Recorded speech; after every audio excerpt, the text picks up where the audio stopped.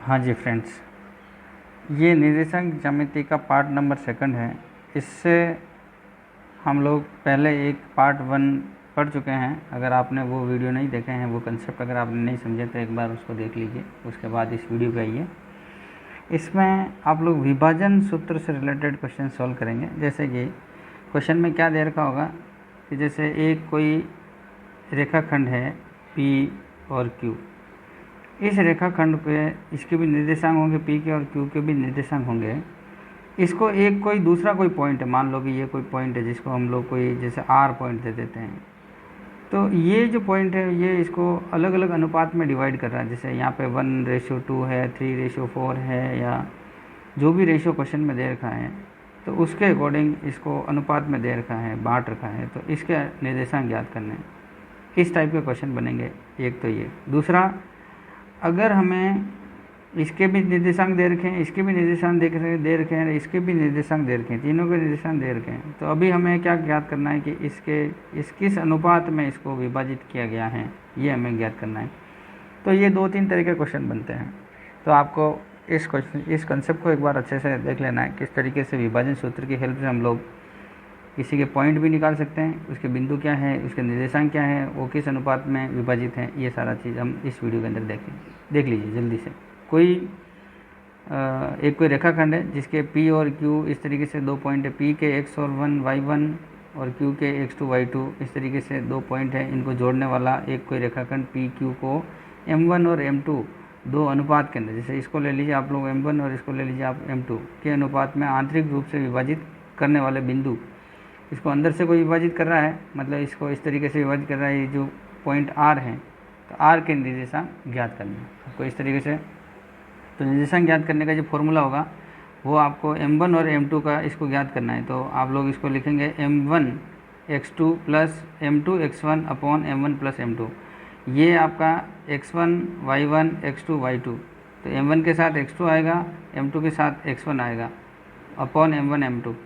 इसी तरीके से जब ये x के निर्देशांक आ जाएंगे, इस वाले x के, तो ये y वाले निर्देशांक इसके आ जाएंगे, तब y के लिए M1 y2 लेना है और प्लस करना है M2 y1 upon M1 M2। इस तरीके से आपको निर्देशांक निकाल के यहाँ पे x और y की वैल्यू आ जाएगी। इसको सोल्व करेंगे तो x की वैल्यू आएगी, इसको सोल्व करेंगे तो मतलब वैल्यू का मतलब यहाँ पे निर्देशांक आ रहे हैं, x के निर्देशांक इससे आ जाएंगे, y के निर्देशांक इस तरीके से आ जाएंगे। इसको सोल्व कर देंगे तो ये हमारा कंसेप्ट है। देखिए क्वेश्चन देखते हैं। उस बिंदु के निर्देशांक ज्ञात कीजिए जो बिंदुओं, ये कोई बिंदु है और इस बिंदु को जोड़ने वाले रेखाखंड को आंतरिक रूप से 3:1 के अंदर विभाजित कर रहा है। जैसे ये कोई मान लो रेखाखंड खींच ली, इसका कोई बिंदु P है, इसका कोई बिंदु Q है। इस P के निर्देशांक कितने हैं, 4 और -3, देख लीजिए लिखा है। Q के कितने हैं साहब, 8 और 5, ये दे रखा है। अब इसको जोड़ने वाला एक रेखाखंड है, इसको आंतरिक रूप से कितने भाग में, किस अनुपात में विभाजित कर रहा है साहब, 3:1। मान लो कि यहाँ से यहाँ तक मैंने ले लिया 3 और यहाँ से यहाँ तक 1 ले लिया। ये कोई पॉइंट है, ये 3 हो गया, ये 1 हो गया। ये मैंने कोई भी P Q R, ये R पॉइंट है, इस R के निर्देशांक ज्ञात करने हैं। बस ये आपको ध्यान, जैसे आप लोग ये फॉर्मूला अप्लाई करेंगे, इस R के निर्देशांक ज्ञात हो जाएंगे। देखिए इस क्वेश्चन को हम लोग किस तरह से कर रहे हैं। जैसे मान लो कि R जो है इसके निर्देशांक x और y है, ये मैंने इस तरीके से लिख लिया, ये मैंने माना है। क्या क्या है, माना है। तो अब x जब भी लिखेंगे, x के साथ क्या लिखते हैं, अभी आपने फॉर्मूला लिखा M1 x2 plus M2 x1 upon M1 plus M2। और जो y वाला होगा उसके साथ क्या लिखेंगे, M1 y2 plus M2 y1 upon M1 plus M2।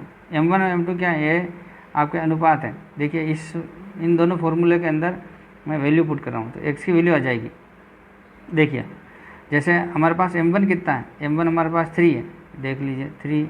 x2 कितना है, तो ये x1 है, y1 है, x2 है, y2 है। तो x2 की बात करें 8, यहाँ पे 8 लिखा, प्लस M2 कितना है 1, x1 कितना है 4। जल्दी से देखिए M1 और M2 कितना है 3 + 1। इसको आगे बढ़ाइए, ये y equals to M1 3, y2 कितना है, ये y2 5 हो गया, प्लस M1 कितना 1, y1 कितना -3 डिवाइड बाई 3 + 1। इसको सोल्व कर दीजिए। जैसे ही मैं इसको मल्टीप्लाई किया तो कितना है 24 प्लस ये 4 आ गया, डिवाइड बाई 4 आ गया, देखिए y इक्वस टू, इसको इससे मल्टीप्लाई किया तो ये प्लस और माइनस कितना आ गया, माइनस का 3 आ गया, ये माइनस का 3 लिख दिया मैंने, अपॉन में 4 कर दिया। देखिए इसको और सोल्व करिए, x की वैल्यू कितनी आ रही है, इसको इससे ऐड किया तो 28 आ गया, डिवाइड बाई ये, तो इसका मतलब ये आ गया आपका 7। और y की वैल्यू कितनी आ रही साहब, ये 12 हो गया, 4 हो गया, इसका मतलब ये आ गया P3। तो जो पॉइंट आपने r इक्वस टू लिया, r के निर्देशांक आपने x और y लिया, तो x की वैल्यू कितनी साहब 7 और y की वैल्यू कितनी है साहब 3, ये आपके निर्देशांक आ गया। तो इस तरीके से आपको फाइंड करना है। ये क्वेश्चन आपको इजीली समझ में आ गया होगा। आगे बढ़िए, जैसे ये कोई क्वेश्चन है, अब इस क्वेश्चन में देखिए इसमें और इसमें क्या डिफरेंस है, बिंदु -4 और 6, बिंदु ए और बी, इसके दोनों को निर्देशांक देकर को जोड़ने वाला कोई एक रेखाखंड है, वो किस अनुपात में विभाजित कर रहा है। मतलब जैसे अभी आपको यहाँ पे क्या दे रखा था, m1 और m2 की वैल्यू दे रखी थी, अब इसमें m1 और m2 की वैल्यू आपको ज्ञात करनी है, ये एक क्वेश्चन है। तो देखिए इस क्वेश्चन को कैसे सोल्व करेंगे। तो माना कि हमारे पास वो अनुपात जो है वो m1 और इसमें मैंने मान लिया, माना कि अनुपात क्या है आपके, ये अनुपात m1 अनुपात m2 है, ये हमने माना है। तो मैं क्या कर रहा हूँ, अभी इसमें m2 का डिवाइड कर देते हैं, m2 को m2 का भाग देने पर, ठीक है। तो m2 का भाग दे दूंगा तो क्या बन जाएगा, m1 अपॉन m2 अपॉन 1, ये आपका बन गया। इसको मैं दूसरे फॉर्म में लिख देता हूँ, इसको इस वाले को k के फॉर्म में लिख देता हूँ, k अनुपात 1, इस तरीके से मैंने लिख लिया। मैंने एक एडिशनल चीज़ कर दी जिससे कि आपको m1 और m2 के अनुपात निकालने में काफ़ी ज़्यादा हेल्प रहेगी। आगे बढ़िए, जैसे अब इस वाले फॉर्म को, जैसे आपके अभी आपने इसको m1 ले लेना है और इसको अब m2 ले लेना है, इसके रेस्पेक्ट में अब आपके जो फॉर्मूला है उसमें अपन वैल्यू पुट कर देते हैं। जैसे वैल्यू पुट कर रहे हैं, अब इसमें x की वैल्यू कितनी है साहब, x की वैल्यू आपकी -4 है, ये आपने x की वैल्यू यहाँ पे लिखा है, ये जो बिंदु की पहले की वैल्यू दे रखी है और a और b को दोनों को ज्वाइंट कर रखा है, उस बिंदु के निर्देशांक ये हैं, लेकिन अनुपात हमें नहीं पता है, अनुपात ही हम ज्ञात कर रहे हैं। देखिए इक्वस टू या x का वैल्यू, अब x की जगह -4 लिख दिया।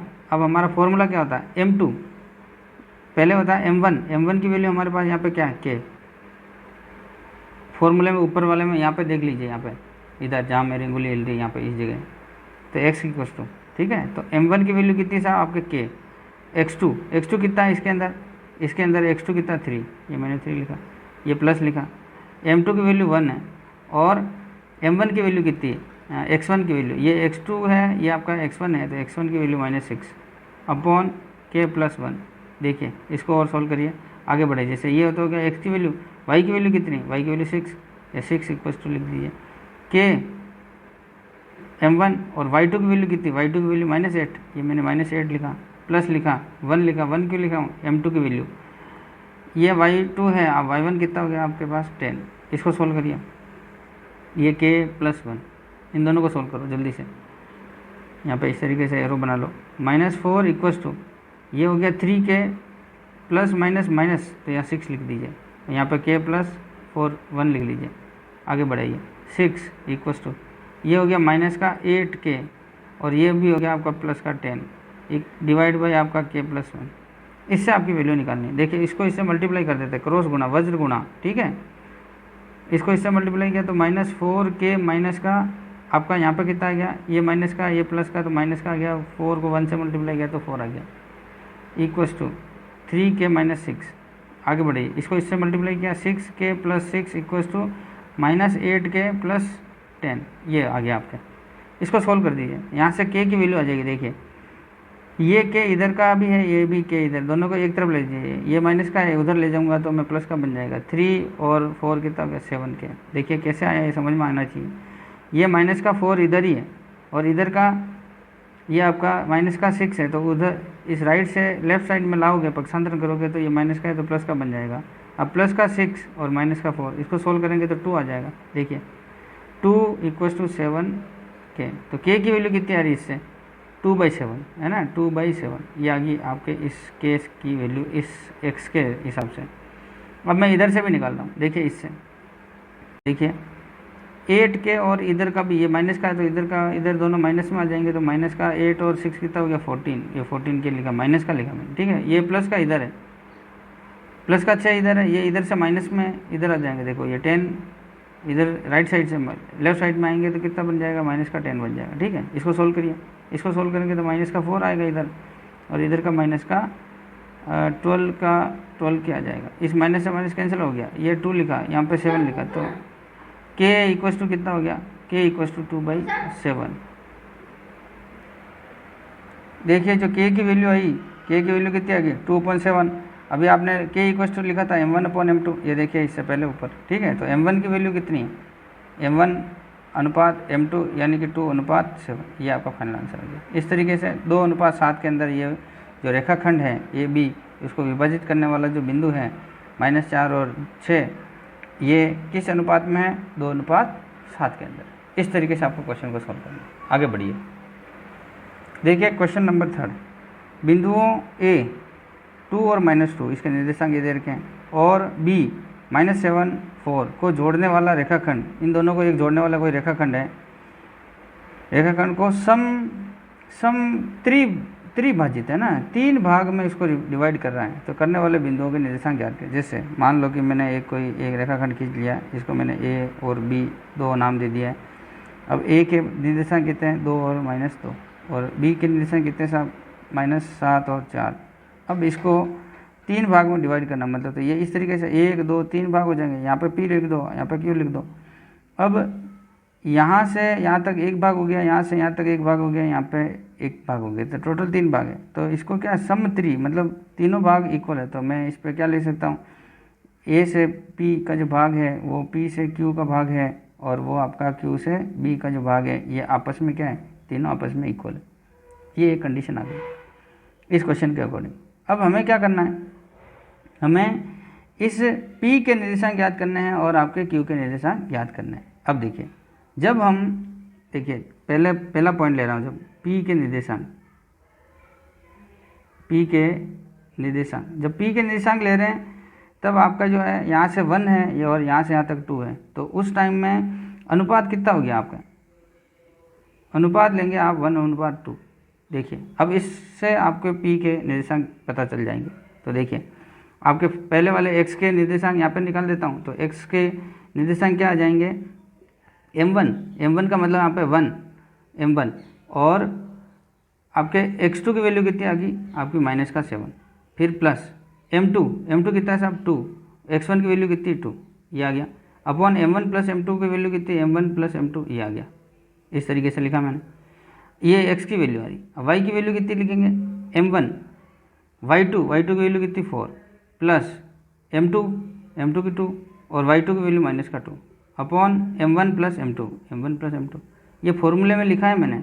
ठीक है, इस बात का ध्यान रखिए, ये x इक्वस टू आ जाएगा, ये आपका y इक्वस टू आ रहा है, इस बात का ध्यान रखना है। ये x के निर्देशांक आ जाएंगे और ये y के निर्देशांक आ जाएंगे। इसको सोल्व करिए जल्दी से, ये आ गया -7 प्लस 4 डिवाइड बाई 3, y की वैल्यू कितनी आ जाएगी साहब, ये x की वैल्यू आ रही है, y की वैल्यू आ रही है, p के निर्देशांक आ रहे हैं, इसमें 4 प्लस ये प्लस और माइनस कितना हो गया, माइनस का ये 4 आ गया, माइनस का 4 आ गया, डिवाइड बाई कितना आ गया 3। इसको सोल्व करना है। जैसे आप लोग इसको सोल्व करेंगे x और y के कोऑर्डिनेट आ जाएंगे। देखिए इसको सोल्व करिए, ये कितना -7 और ये प्लस के 4, -7 में से प्लस के 4 घट गए तो कितने बचेंगे, 3 बचेंगे, बड़ी संख्या माइनस, इसका मतलब -3/3। इसको 4 में 4 के 0/3, ये y की वैल्यू। इसको सोल्व करने पर क्या आ रहा है, x की वैल्यू कितनी है, तो इसका मतलब मैं डायरेक्ट p के निर्देशांक लिख रहा हूँ मैं यहाँ पे, ध्यान दीजिए, p के निर्देशांक, इसमें से इसको डिवाइड करेंगे कितना आ जाएगा, -1, तो इसमें इसका डिवाइड करेंगे तो 0, ये p के निर्देशांक आएंगे, ये आपके आंसर आ रहा है p का। अब q के निर्देशांक देख लेते हैं। देखिए q के निर्देशांक इस तरीके से निकालना है।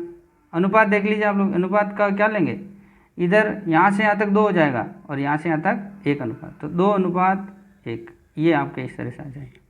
ये आपको अब अनुपात ये लेना है, p के निर्देशांक में अनुपात ये लेना है। देखिए क्वेश्चन को सोल्व करिए, आगे बढ़िए।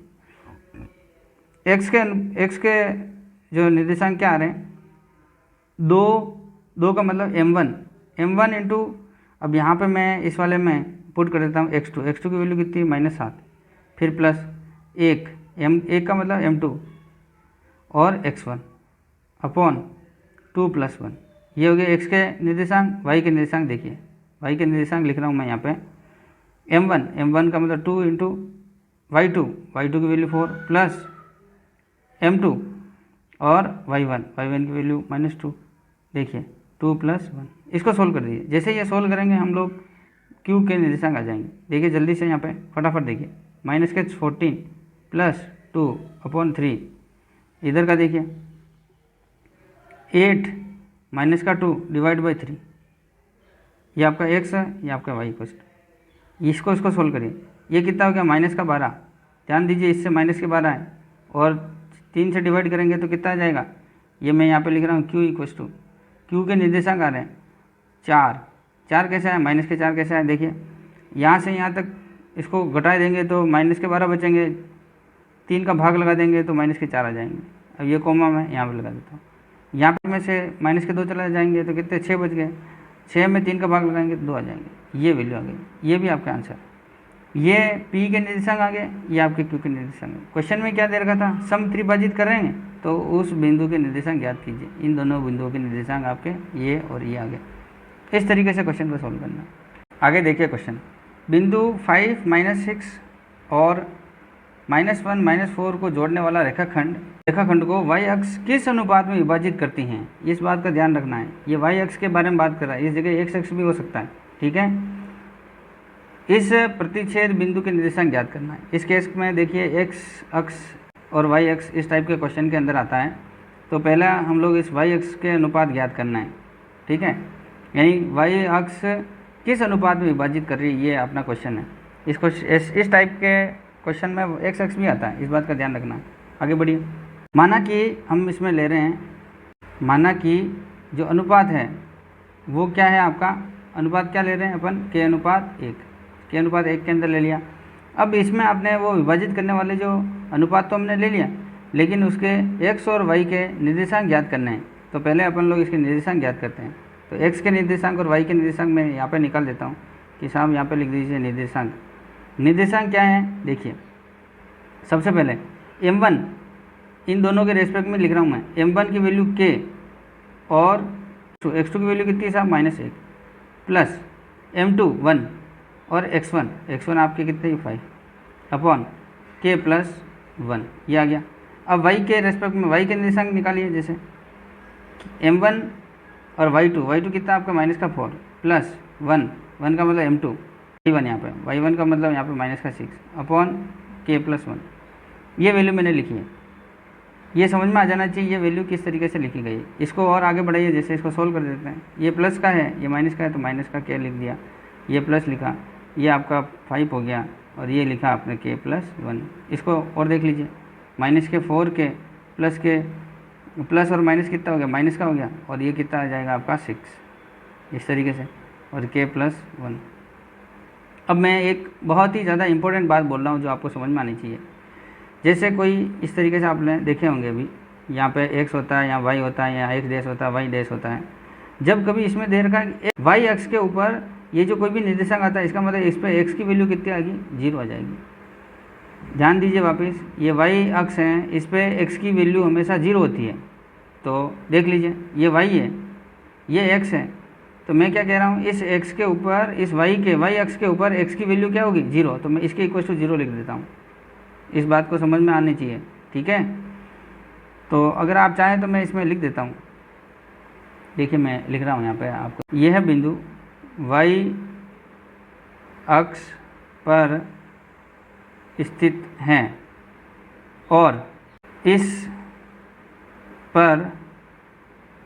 पर यानी इस पर x = 0 होता है। तो मैं देख लीजिए यहाँ पे, देख लीजिए यहाँ पे -k + 5 और k + 1 = 0। इससे देख लीजिए आप, जैसे इसको सोल्व करेंगे तो -k + 5 ये तो एज इट इज़, और इसको मल्टीप्लाई कर देंगे तो ये, इसको इससे मल्टीप्लाई करेंगे 0 आ जाएगा। तो इससे देख लीजिए, जैसे ही मैं इस -k को इधर रखूँ और इस 5 को उधर भेज देता हूँ तो ये बन जाता है -5, माइनस का एक कट गया, तो k की वैल्यू कितनी आ गई साहब आपको 5। इस बात का ध्यान रखिए। अब ये आपके अनुपात में ये पुट कर दीजिए, तो अनुपात जो हमने माना था वो अनुपात क्या आ गया, इसके अनुसार अनुपात आ गया आपका 5:1। अब इस अनुपात के ये जो वैल्यू है ये आपने निर्देशांक में इन दोनों में पुट करके देख लीजिए। जैसे आप लोग इसके अंदर पुट करेंगे आपके x और y की वैल्यू आ जाएगी। जैसे ये वैल्यू आपके m1 की वैल्यू मैं यहाँ पे पुट कर रहा हूँ, k की वैल्यू यहाँ पे पुट कर सकते हैं, इस जगह भी पुट करेंगे तो कोई दिक्कत नहीं, यहाँ पे भी पुट कर सकते हैं, जो भी आप पुट करेंगे वैल्यू यही आएगी। देखिए k की वैल्यू कितनी थी आपकी 5 यहाँ पुट कर रहा हूँ। तो देखिए -5 + 5 अपॉन 5 + 1 ये आपका x की वैल्यू आ रही है, x के निर्देशांक आ रहे हैं, y के निर्देशांक क्या आ रहे हैं -4 × 5 -6 डिवाइड बाई 5 + 1। ये देखिए इस तरीके से इसको सोल्व करो, इसका मतलब 0 आ गया। देखिए 5 में से 5 चला गया 0 बटा कुछ भी हो तो इसका मतलब x की वैल्यू कितनी आ गई साहब 0, और y के निर्देशांक कितना आ रहा है देख लीजिए।